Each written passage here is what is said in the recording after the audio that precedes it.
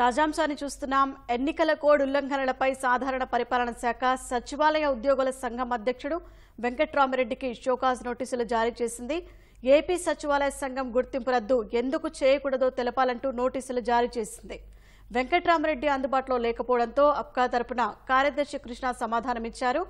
వ్యక్తిగత హోదాలోనే ఎన్నికల ప్రచారంలో పాల్గొన్నారని ప్రభుత్వానికి వివరణ ఇచ్చారు. సచివాలయానికి వెలుపల కార్యకలాపాలపై ఎప్పుడూ సంప్రదించలేదని జేఏడీకే వివరణ ఇచ్చారు. ఎన్నికల కోడ్ ఉల్లంఘించి ఉంటే ఆయనపైనే చర్యలు తీసుకోవాలని లేఖలో విజ్ఞప్తి చేశారు.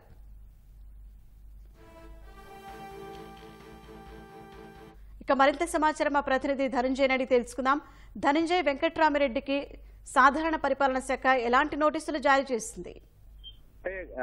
గతంలో ఎన్నికల ప్రచారంలో ముమ్మరంగా పాల్గొన్నాడు. ఈయన సచివాలయ ఉద్యోగుల సంఘం అధ్యక్షుడిగా ఉండి అలాగే ప్రభుత్వ ఉద్యోగిగా ఉంటూ వైసీపీ తరఫున ప్రచారం చేసినట్టు పెద్ద ఎత్తున అభియోగాలు ఉన్నాయి. అయితే కడపతో పాటు ఇక్కడ తుళ్లూరు పోలీస్ స్టేషన్ లో కూడా ఆయన పైన కేసులు కూడా నమోదైనాయి.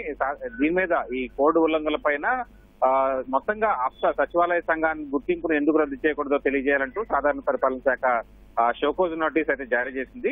దీనికి సంబంధించి ఏపీ సచివాలయ సంఘం దీనికి సమాధానం ఇస్తూ ప్రత్యుత్తరం ఇస్తూ మొత్తం వెంకట్రామిరెడ్డి మినహా మిగతా ఆఫీసు బేరర్లు కార్యదర్శి అంతా కూడా ప్రభుత్వానికి సమాధానం ఇచ్చారు. సాధారణ పరిపాలన శాఖకి సమాధానం ఇచ్చారు.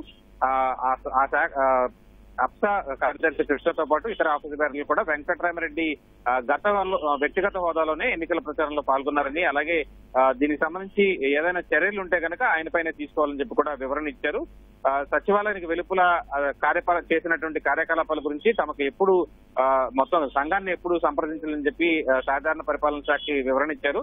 సంఘం అధ్యక్షుడిగా ఎన్నికల కోడ్ ఉల్లంఘించుంటే ఆయన పైన చర్యలు తీసుకోవాలి తప్ప మొత్తం ఒక వ్యక్తి గురించి సంస్థ గుర్తింపు రద్దు చేసే నిర్ణయం తీసుకోవద్దని చెప్పి కూడా ప్రభుత్వానికి విజ్ఞప్తి చేశారు. అయితే ప్రస్తుతం ఈ సచివాలయ ఉద్యోగుల సంఘం కేవలం కార్యదర్శి మాత్రం అధ్యక్షుడు సస్పెండ్ అయి ఉండడంతో ప్రస్తుతం కార్యదర్శి కృష్ణ పేరిట ఈ లేఖ అయితే ప్రభుత్వానికి వెళ్ళింది.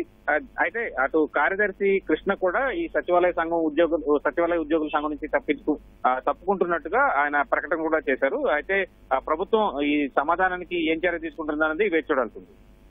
ధన్యవాదాలు ధనంజయ్.